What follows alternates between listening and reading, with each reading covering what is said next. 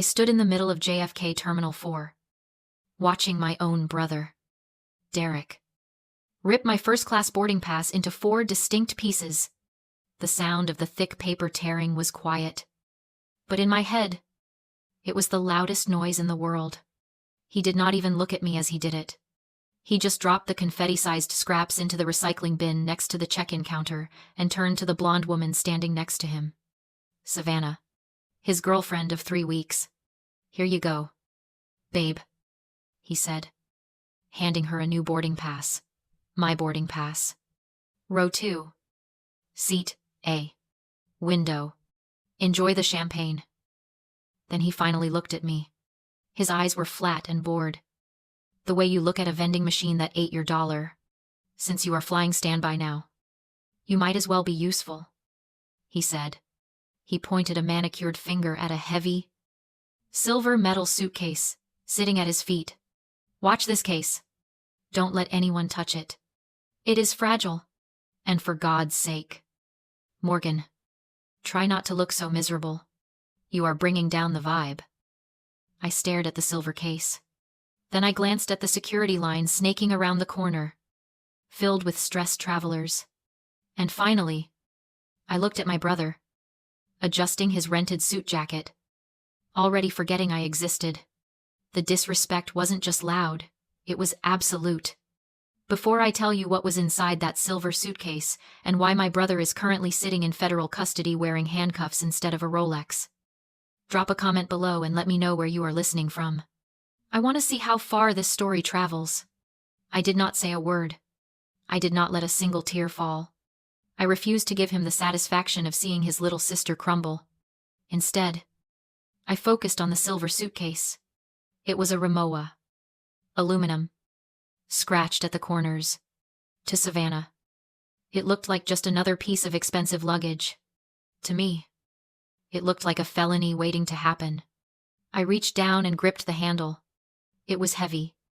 Denser than it should have been, if it were just packed with clothes for a week in the Maldives. I lifted it, feeling the weight settle in my shoulder, and nodded. Okay, Derek, I said.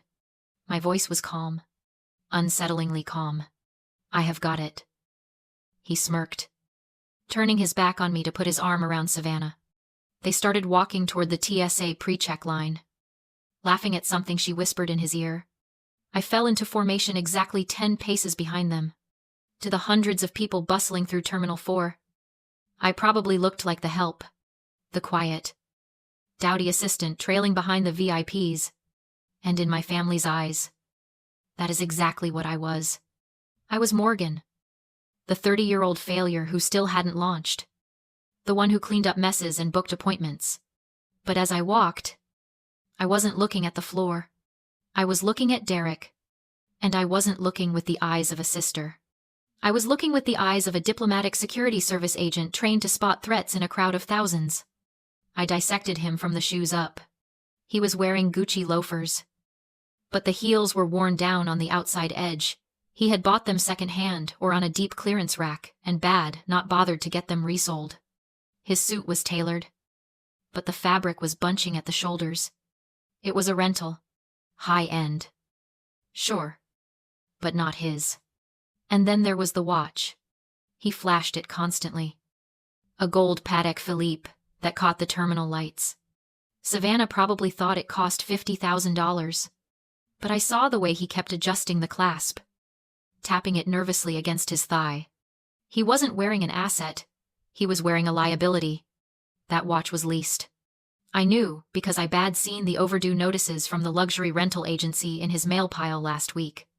Then I focused on his neck. A thin sheen of sweat glistened above his collar. Despite the aggressive air conditioning of the terminal, his shoulders were too tight. His laugh was too loud. He wasn't a successful entrepreneur taking his girl on a luxury vacation. He was a man drowning. He was a cornered animal pretending to be a king. He had maxed out every credit card, burned every bridge, and stolen from the only person who had ever actually had his back. And now, he was terrified. The arrogance wasn't power, it was camouflage. For years, that arrogance had worked on me. It had made me feel small. It had made me doubt my own reality. But today, walking through JFK with the weight of his crimes in my hand, the illusion shattered. I didn't feel anger anymore. I felt a cold, clinical disgust. He thought he was the predator in this scenario. He thought he was the alpha male leading the pack. He had no idea that the woman walking 10 feet behind him wasn't a pack mule. I was the hunter. And I was just waiting for him to step into the clearing. I adjusted my grip on the silver case. I wasn't carrying his luggage. I was establishing the chain of custody. As we passed the high-end duty-free shops, the smell of expensive perfume triggered a memory so sharp it made my stomach turn. It wasn't about the airport. It was about the last time I had smelled that scent. 6 months ago. In my parents' living room, I had been sitting on their beige sofa, holding a stack of bank statements that were shaking in my hands. I had found out that morning. Derek had used my social security number, the one he had memorized when he helped me file my taxes 3 years prior, to open 6 different lines of credit. He had racked up $150,000 in debt for a crypto mining venture that never mined a single coin. I had looked at my mother, Linda, expecting outrage. I expected her to call the police. Instead, she had started crying. Not for me. For him. "You can't report him, Morgan," she had sobbed, grabbing my hand with a grip that felt like a trap. "He made a mistake. He was trying to build something for the family. If you go to the authorities, he will go to prison. He will have a record. It will ruin his life." My father, Robert, had chimed in, his voice low and serious. "We handle this in-house. Don't be vindictive. He is your brother. He will pay it back," he promised. "Just give him time." I looked at them, really looked at them, and realized they weren't protecting the family. They were protecting their golden boy. They were willing to let my credit score burn, let my security clearance be revoked, let my career as a federal agent implode, just so Derek wouldn't have to face the consequences of his own greed. They begged. They guilt-tripped. They told me that, if I loved them, I would eat the loss. So I did. I was weak then. Or maybe I was just tired. I drained my entire savings account. I took out a personal loan against my retirement. I paid off every single cent of his debt quietly, efficiently, so that when my DSS background check renewed, I would be clean. I saved his life. I saved his reputation. And what did he do with that second chance? I looked up at Derek walking ahead of me now. He was laughing at something Savannah said, his hand resting possessively on the small of her back. He had promised to pay me back. But last week, I saw his Instagram story. A brand new BMW. And now, this trip? First class to the Maldives. He hadn't learned a lesson. He had learned that I was a safety net that would never break. He had learned that he could steal from me, lie to me, and use me. And I would still clean up the mess, because family comes first. Well, not today. I shifted the heavy silver case to my other hand. The handle was cold against my palm. He thought I was carrying his luggage because I was still that same pushover sister. He thought I was walking 10 paces behind him because I knew my place. He was wrong. I wasn't walking behind him out of deference. I was walking behind him because that is the best position to monitor a target without being seen. I had kept the original fraud documents. I had the bank statements, the forged signatures, the emails where he admitted to the loans. I had them all digitized on a secure server, but I hadn't used them. I had held onto them like a grenade with the pin pulled, waiting for the right moment to throw it. Seeing him here, preening in the priority lane while I dragged his contraband, I knew the moment had arrived. The mercy I had shown him 6 months ago wasn't love. It was a mistake, and I was about to correct it. The security line was a serpentine maze of frustration. But for Derek and Savannah, it was just another stage. Savannah was complaining about the air conditioning. Her voice, a high-pitched whine that grated on my nerves like sandpaper. "Babe, I am so thirsty," she pouted. leaning against the retractable barrier. This line is taking forever. Can we get something? Derek didn't even look around. He just snapped his fingers over his shoulder, not bothering to turn his head. Morgan. Starbucks. 2 venti caramel macchiatos. And don't leave the case. I don't trust leaving it here with all these people. I looked at the Starbucks kiosk across the hall. It was crowded. Dragging the heavy silver case there and back while balancing 2 hot drinks would be a logistical nightmare. Derek, I said, my voice tight. We are almost at the checkpoint. Can it not wait? He turned then, his eyes narrowing. Are you deaf? Savannah is thirsty. Go get the coffee. And take the damn case.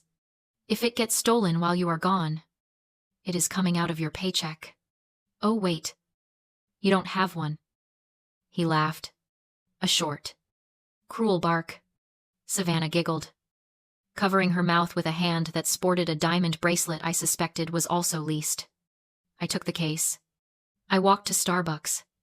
I waited in line, sweating under my blazer, my muscles straining from the weight of the metal box. When I finally returned, balancing the tray and dragging the case, the line had moved up significantly. They were near the ID check. I hurried to catch up. Here, I said, extending the tray. Savannah reached for her cup without looking. Her hand slipped. It wasn't subtle. She didn't even try to make it look like an accident. Her wrist flicked, and the cup tipped. 16 ounces of scalding hot, sticky caramel coffee splashed directly onto the front of my blazer. The heat seared through the fabric to my skin. The smell of burnt sugar filled the air. Oops, Savannah chirped, her eyes wide with fake innocence. Oh my God. I am so clumsy, Derek. Look what happened. Derek didn't ask if I was burned. He didn't offer a napkin. He looked at the brown stain spreading across my chest and shook his head in disgust. Jesus. Morgan. He sneered. Look at you. You are a mess. You can't even hold a cup of coffee properly. It is a good thing you are not sitting up front with us. You would embarrass the family looking like that. Go clean yourself up in the bathroom or something. But leave the case here. I don't want you smelling up the lounge. He turned back to Savannah, cooing over her spilled drink, promising to buy her another one inside. I stood there, coffee dripping down my leg. The heat on my skin was nothing compared to the cold fire in my chest. That was it. The last shred of hesitation. The last tiny voice that said, "He is your brother," died right there on the linoleum floor. I didn't go to the bathroom. I wiped the foam from my lapel. I checked my watch. 1:04:5 a.m. and confirmed what I already knew. The diplomatic security service team was in position at the UN checkpoint. Derek thought he was dismissing a servant. He didn't realize he was cutting off his last escape. At the priority counter, he slapped his passport down. Derek Vance. +2. Priority, he said, gesturing to Savannah. Then he pointed at me. She's standby. Economy. He told the agent to check my silver Rimowa case under my name. The setup was obvious if anything illegal was found. It would land on me. I stepped forward, set the case on the floor between his shoes, then took 2 steps back. I'm not flying standby, I said clearly. And I'm not checking this bag. I don't know what's in it. Is this your bag? Derek, humiliated and furious, he snapped. Yes, it's mine. Give it to me. He grabbed the handle. That was enough. I flipped open my wallet. The diplomatic security service badge caught the light. Federal agents. Subject has claimed possession. Derek froze as agents swarmed in. The case was opened, vacuum-sealed cash and luxury watches. Smuggling. Laundering. He screamed that it was mine. My parents begged me to fix it. I can't, I said. He claimed ownership. It's on camera. Cornered. Derek lunged at me. A taser dropped him mid-air. He was cuffed and taken away. The cash was seized. No bail. No defense fund. I walked past my parents without stopping and went straight to the first-class boarding lane. My seat had been booked weeks ago. "Welcome aboard, Morgan," the attendant said. As the plane pushed back, my phone buzzed. "Mom, how could you? He's your brother." I took a sip of champagne. "I didn't destroy us," I said quietly. "I survived us." Block contact. Then Dad. Then Derek. The cabin was silent as the plane lifted into the clouds. For the first time in years, it was quiet.